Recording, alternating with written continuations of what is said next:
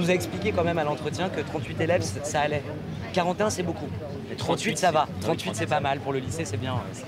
À chaque manifestation, les mêmes discussions. Nicolas Glière et ses collègues ont formé il y a quelques mois un collectif de contestation, les Stylos Rouges. Forts de leurs 70 000 membres sur les réseaux sociaux, ils dénoncent la nouvelle réforme de l'école, la loi Blanquer. On est à bout de souffle de se battre et de ne pas être entendu. C'est la première fois qu'on voit un gouvernement qui n'écoute pas. Au-delà de la réforme, ils dénoncent des conditions d'exercice de plus en plus compliquées. Tournez votre tête aujourd'hui. Cette vidéo en est un exemple. On y voit un lycéen de 15 ans braquer sa professeure avec une arme factice. Diffusée massivement sur les réseaux sociaux, elle choque les enseignants. Ils décident alors de raconter à leur tour leurs difficultés sur Twitter avec un hashtag « pas de vague ». En un week-end, des dizaines de milliers de témoignages affluent sur la toile. Le mal-être des professeurs est au cœur des revendications des Stylos Rouges. Donc toi, tu parles des salaires. On est d'accord. Non, toi, tu parles pas des salaires. Ce jour-là, Nicolas rencontre Lydia, professeure en Auvergne, qui fait partie également du collectif. Il prépare une réunion au ministère de l'Éducation nationale. Si vous êtes tout seul, souvent devant 30 gamins qui ne sont pas cadrés, qui ne sont pas éduqués, vous êtes seul. Vous êtes seul. Et si vous arrive quoi que ce soit, vous êtes insulté ou malmené, on vous dira que c'est parce que vous n'avez pas fait la formation qui convenait ou parce que vous n'avez pas su rendre votre cours intéressant. C'est plus possible d'entendre ça.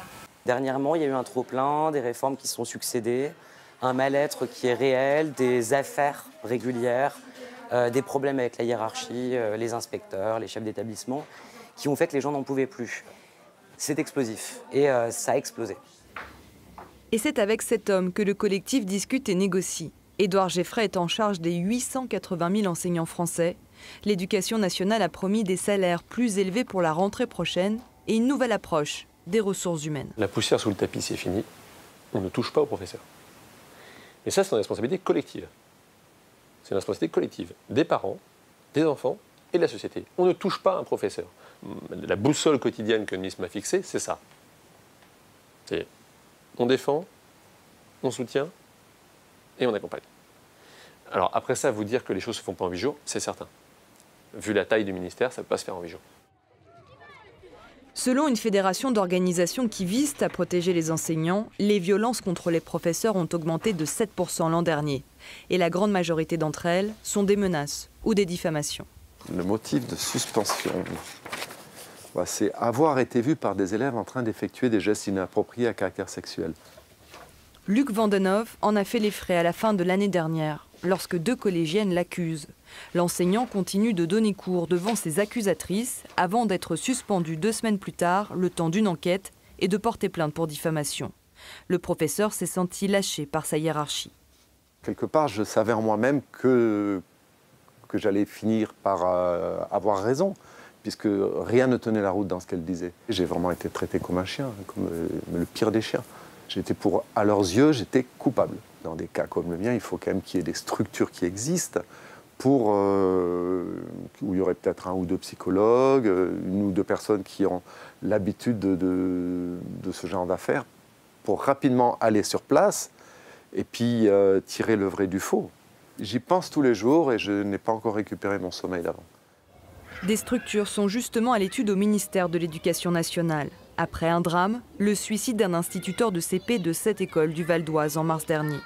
La veille, la mère d'un de ses élèves avait porté plainte pour violence aggravée, un enfant qui l'avait fait s'asseoir sur une marche de l'école en guise de punition. Jean Villot avait 57 ans et son geste a bouleversé le corps enseignant. Une de ses anciennes collègues a accepté de nous parler de manière anonyme. Le jour où il a appris la plainte, pourquoi est-il reparti chez lui?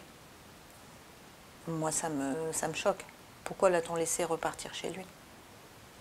J'ai plus envie de reprendre une classe. Mes élèves me manquent. Par contre, je me sens en danger quelque part, parce que c'est une chose qui peut arriver à chaque enseignant. Aujourd'hui, il n'existe aucun chiffre officiel des suicides chez les enseignants. L'accès à la médecine du travail est limité. Alors à qui parler lorsqu'un incident se déroule dans le huis clos d'une salle de classe? L'article 1 de la loi Blanquer fait également débat. Il rappelle le devoir d'exemplarité d'un professeur. Les enseignants l'interprètent comme une tentative de les museler.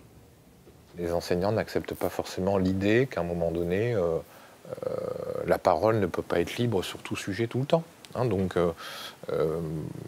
Et encore une fois, nous, en tant que personnel de direction, on est dans ce paradoxe permanent.